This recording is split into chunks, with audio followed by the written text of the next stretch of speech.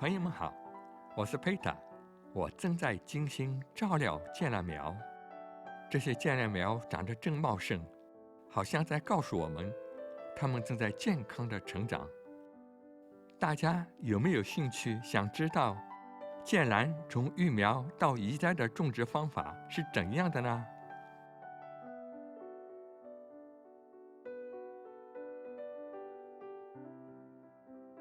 这是个好问题，让我来给你讲讲。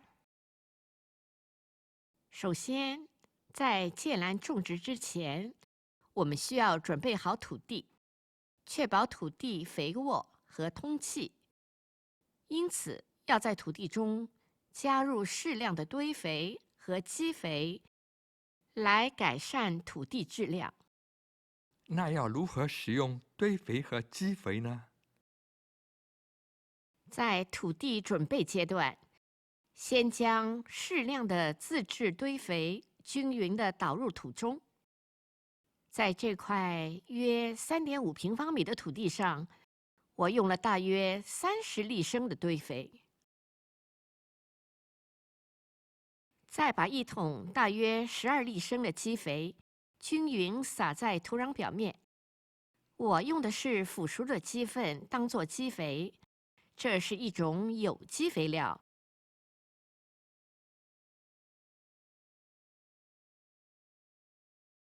然后用铁锹把堆肥和基肥混合到土壤中。为什么要在土壤中添加这些肥料作为基肥呢？因为腐熟的堆肥和鸡粪是全有机肥料，它们能够提供丰富的有机物质和养分，有助于土壤的改良，是芥蓝苗成功种植的关键。哦，现在明白了。成功种植芥蓝的秘诀是堆肥、基肥、土地喂肥，在肥沃的土壤里奏出芥蓝丰收的交响曲。没错，这是走向芥蓝苗成功种植的第一步。现在到了育苗的季节了，先在育苗盆中撒一些水，在盆中放2到3粒种子，盖上5毫米的薄层土壤，再次浇水，育苗就完成了。芥蓝喜欢生长在比较凉爽的环境下，是一种适合在春天或者秋天种植的素菜。芥蓝已经长到这般大了，在最低气温不低于15摄氏度的环境下进行育苗比较合适。如果在夜间温度过低的时候，最好用一块加热垫。当芥蓝苗长出5到6片针叶时，就可以进行移栽了。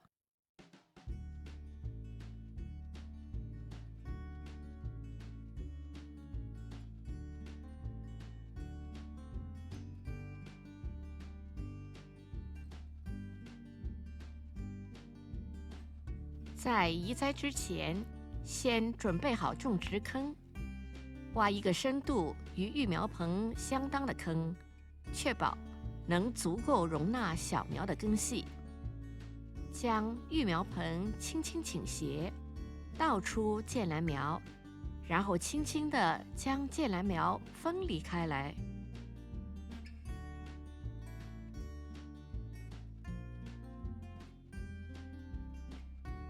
将一把盆栽土放入种植坑中，将分离好的小苗放入种植坑中，小苗间的种植间距大约为30厘米。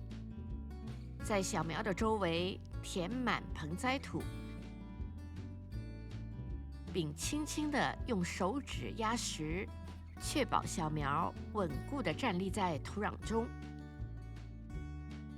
移植完后，给芥蓝小苗充分浇水，确保土壤湿润。在接下来的日子里，保持土壤湿润是很重要的。如果没有下雨，每隔7天浇1次水，以确保小苗获得足够的水分。通过以上步骤，您就可以顺利的移栽剑兰苗了。接下来的1个月，我要去海外旅游，而对我的菜园相当不放心。幸好，我有一个聪明的浇水系统，会时刻监测土壤的湿度。当它发现土壤需要补充水分时，就会自动启动浇水模式。当我回家时，眼前的芥兰长势喜人。然而，我的浇水系统不会为我除草，土壤中的野草顺势生长，几乎填满了整个菜地。我不得不赶紧除草，防止野草和芥兰争夺土壤中的养分。在芥兰苗生长的过程中，每隔一段时间就需要施一次肥。那什么时候施肥比较合适呢？在播种后大约3周进行第1次施肥。我用的是自制的肥水，添加适量的海藻肥混合而成的液体肥。在芥兰苗后续生长的过程中，进行1次追肥。追肥可以选择适量的氮磷钾平衡肥料，比如颗粒配方有机肥料。